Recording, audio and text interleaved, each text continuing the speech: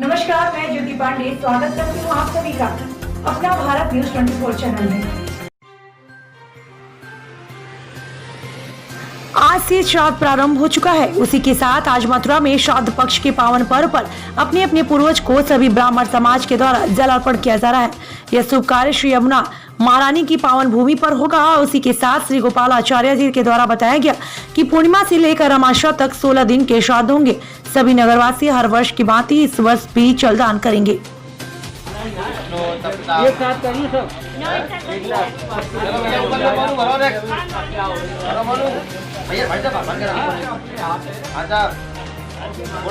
जी, आज हमारे साथ में श्री आचार्य जी के द्वारा श्राद्ध पक्ष की पावन बेला पर ये जल तर्पण। तो महाराज जी विशेष बात बताएंगे, ये जल तर्पण से क्या भाव है और कब से कब तक है श्राद्ध पक्ष? जल तर्पण से आशय है मान्यवर,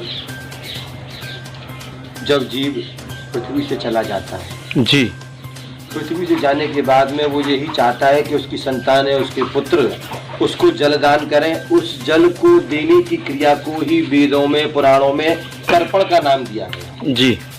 उस तर्पण के देने से, तर्पण की क्रिया को करने से ही पितृ तृप्त होते हैं जी। हम स्वयं भी भोजन करने के बाद जल पीते हैं जी। उसी प्रकार से हम जैसे पितरों का श्राद्ध करते हैं, श्राद्ध में उनको भोजन कराया जाता है और तर्पण में यहाँ पितरों को सविधि नियम विधि पूर्वक जल दान किया जाता है, उनको जल पिलाया जाता है। जी महाराज जी, तो ये कब से लेकर के कब तक प्रारंभ है?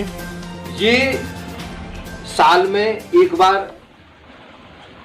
भाद्रपद शुक्ला पूर्णिमा से लेकर के जी आश्विन कृष्णा अमावस्या तक आते हैं। 16 दिन के श्राद्ध माने गए हैं। 16 दिन ही लगातार इस पक्ष में जीव अपने पितरों को मना सकता है, उनके चरणों में अपने श्रद्धा के सुमन अर्पित कर सकता है जी। और सर श्राद्ध के विषय में?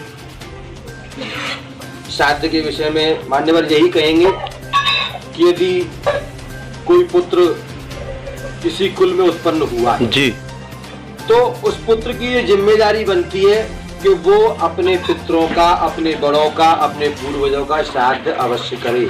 यदि उसकी कुंडली में काल सर्प योग है, उसकी कुंडली में पितृदोष है, उसका व्यापार नहीं चल रहा है, उससे घर में क्लेश हो रहे हैं, घर में शांति नहीं है, व्यापार में शांति नहीं है, मन में शांति नहीं है, तो श्राद्ध अवश्य करना चाहिए। श्राद्ध के बाद तर्पण अवश्य करना चाहिए, क्योंकि भाग्य भगवान देते हैं और भाग्य को संवारने की क्रिया को ये पितृश्वर करते हैं। इसलिए पितृश्वरों की पूजा जीव को अवश्य करनी चाहिए। साल भर में केवल 16 दिन ऐसे आते हैं कि इन 16 दिनों में ही हम अपने पितरों को मना सकते हैं। नारायण को तो हम और बाकी दिनों में मना सकते हैं, सभी देवी देवताओं को मना सकते हैं, लेकिन पितरों को मनाने के लिए केवल साल में 16 दिन। जो और महाराज जी कोई चर्चा श्राद्ध पक्ष को लेकर के? मैं आपके मीडिया के माध्यम से बस यही कहूंगा कि वर्तमान में कोरोना काल चल रहा है जी, वैश्विक महामारी के तले संसार दबा जा रहा है जी, बहुत विकट महामारी है। भगवान श्री हरि से, भगवान द्वारकाधीश श्री यमुना महारानी से यही प्रार्थना करेंगे, पितृदेवताओं से भी यही प्रार्थना करेंगे कि हे पितृश्वरों, अपनी संतति को बचाओ, अपने इस देश को बचाओ, अपनी इस भारत भूमि को बचाओ। न जाने कहां से ये कैसी बीमारी जीव के लिए लग गई है। इस बीमारी के कोरोना काल में भी जीव बचाते हुए अपने पितरों की पूजा करे, अपने नारायण को मनाए और अंत में भगवान श्री हरि के चरणों में मन को लगा करके अपने लक्ष्य की प्राप्ति करे। जय श्री राधे।